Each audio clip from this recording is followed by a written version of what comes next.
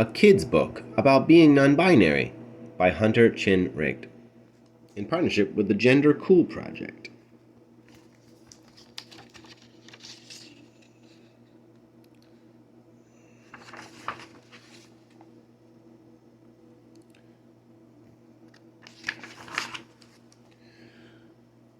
To every kiddo out there who's living the life they were always meant to live, and to the grown-ups who believe in them, to all my gender cool champion friends whose voices helped make this book a reality, we are changing the world.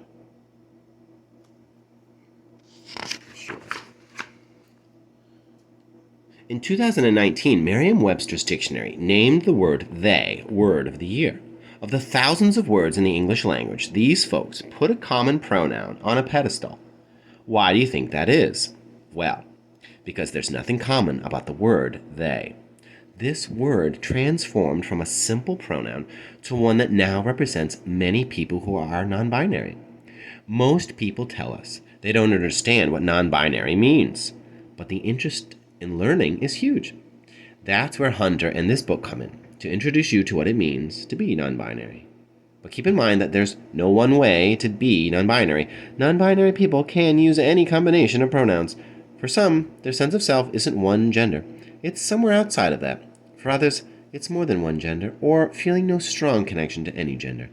There are as many ways to be non-binary as there are people. This book is here to help open the door to understanding. Hi, my name is Hunter, and my pronouns are they, them. I'm non-binary, and I'm a dancer. I've been performing on stage most of my life, and I love to dance anywhere I can, even by myself in my bedroom. It's one of my favorite things to do, actually. Do you know that sometimes when dancers perform, they dance in pairs? When this happens, typically a boy is partnered with a girl. Because I'm non-binary, I get to play both roles and can partner with whomever I choose. Have you ever heard the word non-binary? Do you know what it means? If you don't, that's okay. That's why I'm here. The word non-binary can mean a lot of different things to different people. And really, to talk about being non-binary, we also need to talk about what binary means. Binary is a fancy way to say made up of two things. When we talk about the gender binary, it means being a boy or a girl. When you are born, the doctor who delivers you says, "It's a boy," or "It's a girl," based on your body. But gender isn't that simple. To me, gender is a big word, and it means a lot of different things to different people. But this is what I want you to know first. Gender is how you feel in your heart and mind, but it may not match what the doctor says when you were born. To be non-binary, for me, it means I'm not a girl or a boy. I'm somewhere outside of that. I've always loved exploring things like trying new hairstyles, wearing lots of different outfits every day. It makes me smile when I go to bed as a human every night. When I was growing up, I would always take a couple of different outfits to school with me. I would go to school wearing a pink shirt or a dress I found hanging in my closet, which are usually considered to be more feminine. Side note, feminine is how we describe something that is typically associated with girls. However, this doesn't mean that everything that is feminine is for girls. It's for everybody, everyone. Then, as the day went on, wearing these clothes didn't feel right or comfortable anymore, so I would happily switch to the more traditional masculine clothes that I kept in my locker. Side note, masculine is how we describe something that is typically associated with boys. But people of all genders can like things that are masculine. This usually meant some gym shorts and a jersey or my favorite button-up tuxedo shirt. This progressively became a way for me to express that I am outside of the pink and blue stereotype. I am gray, white, and all the colors mashed up into one. Non-binary means something different to everyone. It never looks or feels the same from one person to the next. Being non-binary may seem like I'm trying to fit in a different box. Instead, it's about feeling a freedom that doesn't come with any gender. This may not make a lot of sense, but not understanding is a great place to start. I love answering questions and having conversations about the differences in who I am compared to the binary. When I told my friends and teachers at school about who I truly was, they didn't mind.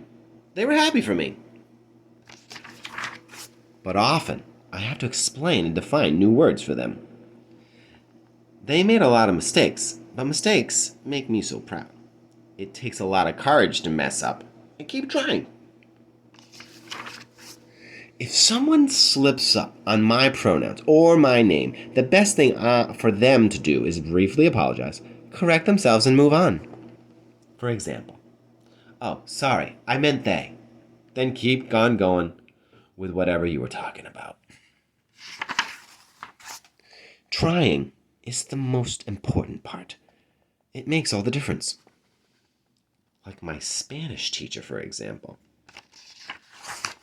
In the Spanish language, all the words are assigned a gender. People, places, and even things. Like la lámpara, the lamp. The la in la lámpara tells us that it's supposed to be feminine. Same thing with el vaso, the cup.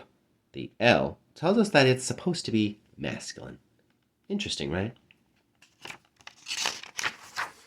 There aren't a lot of gender-neutral words in Spanish, so it was difficult for me to find ways to express myself. Luckily, my Spanish teacher taught me how to use new words that describe me, without being so pink and blue.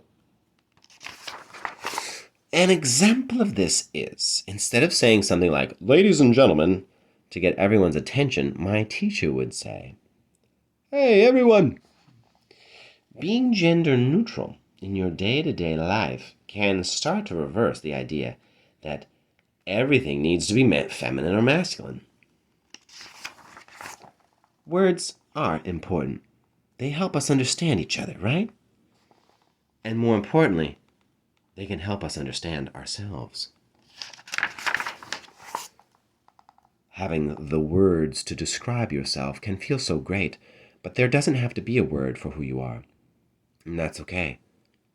That can feel great too. Maybe non-binary describes exactly who you are. Maybe it doesn't. It doesn't make you any less valid. Be genuine. Be you. Even if it's outside the gender binary. This is your dance after all. Now that you've read this book, you're likely processing all sorts of things. That's okay. It'll take some time for it all to sink in. The good news is there are societies all over the world who've traveled the path before us. We can learn from them. On nearly every continent and for all of recorded history, thriving cultures had recognized, revered, and integrated more than 2 genders. Many societies in the U.S. have long established traditions regarding multiple genders. For example, Hina of Kuma Hina is part of a native Hawaiian culture that has traditionally revered and respected Mahu, those who embody both male and female spirit. With this new understanding, go out there and meet more people. Seek out those who are different from you, and when you meet a non-binary person, and you will, welcome them into your world with a smile and with respect. They're amazing people. More books.